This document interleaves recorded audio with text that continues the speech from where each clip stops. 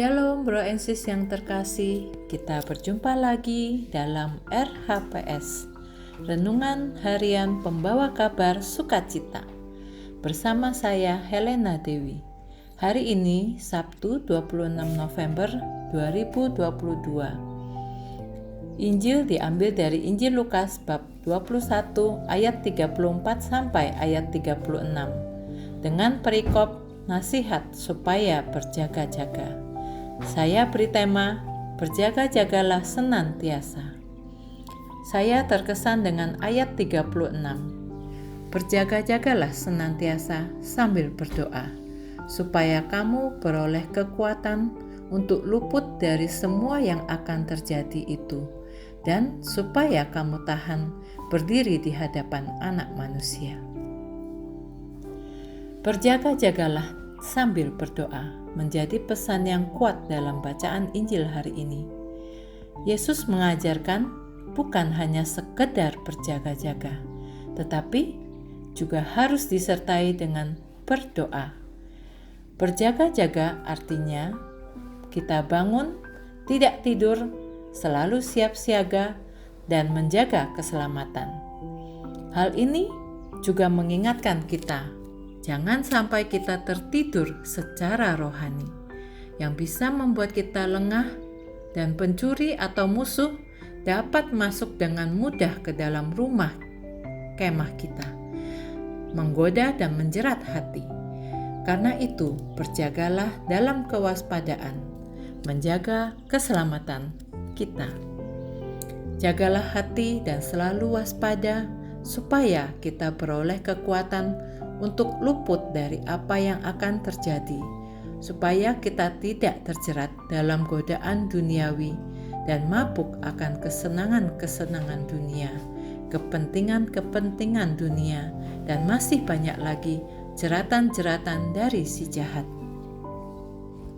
Berjagalah dengan berdoa, karena dengan berdoa kita mengisi kekosongan hati dan pikiran dengan hal-hal surgawi dan mengarahkan kepada hal-hal yang baik, sehingga terus terjaga kewaspadaan hati kita, dan kekuatan doa mampu menangkal kekuatan jahat yang ada di sekitar kita maupun yang ada di dalam diri kita. Sebab dengan berdoa kita tinggal di dalam dan bersama Yesus. Dengan berjaga dan berdoa, kita mengharapkan kedatangan Sang Juru Selamat, yaitu Yesus Kristus.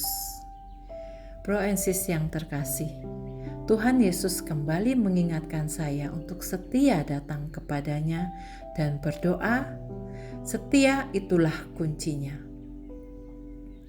Dulu di dalam pergumulan hidup yang saya alami, saya seringkali hanya duduk diam dan menangis dengan hati hampa dan tidak tahu harus bagaimana.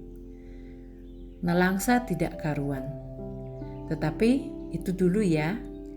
Sekarang saya tahu saya harus kemana. Di saat menghadapi pergumulan, saat itulah Roh Kudus hadir dan mengingatkan saya. Mari datang kepadanya dan berdoa. Sampaikan semuanya kepada Tuhan Yesus dan biarkan Tuhan yang membasuh semua kesusahan. Sampai saat ini saya selalu mengingatkan diri saya untuk senantiasa berdoa, menyediakan waktu untuk saat teduh di pagi hari, sehingga sejak bangun tidur sudah bersiap siaga dan berjaga-jaga atas apapun yang mungkin terjadi pada hari itu. Dengan berjaga-jaga dalam doa, kita juga dapat memiliki kepekaan hati,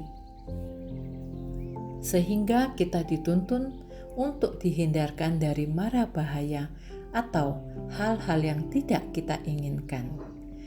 Ini pernah dialami oleh keluarga kami, bro and sis, ketika anak kami yang nomor 2 sedang berada di Korea, Seoul, pada tanggal 8 Agustus tahun ini, di mana banjir parah dari sore sampai ke malam hari, sehingga Seoul terendam hampir separuh.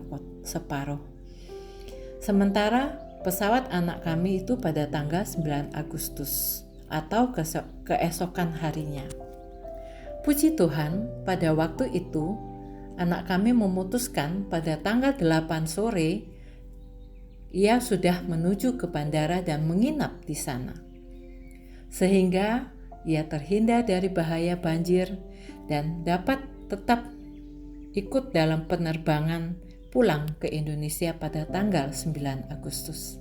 Kami bersyukur anak kami dihindarkan dari mara bahaya, dan kami tahu semua hanya karena kasih dan karunia-Nya. Menjadi refleksi bagi kita Proensis, sudahkah kita senantiasa setia untuk berdoa? Marilah kita berdoa. Dalam nama Bapa, Putra, dan Roh Kudus. Amin.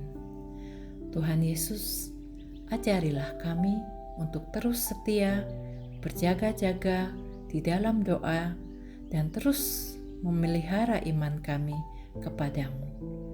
Sebab Dialah yang hidup dan berkuasa sepanjang segala masa. Amin.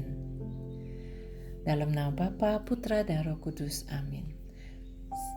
Salam sukacita Proensis, Tuhan memberkati, berkah dalam.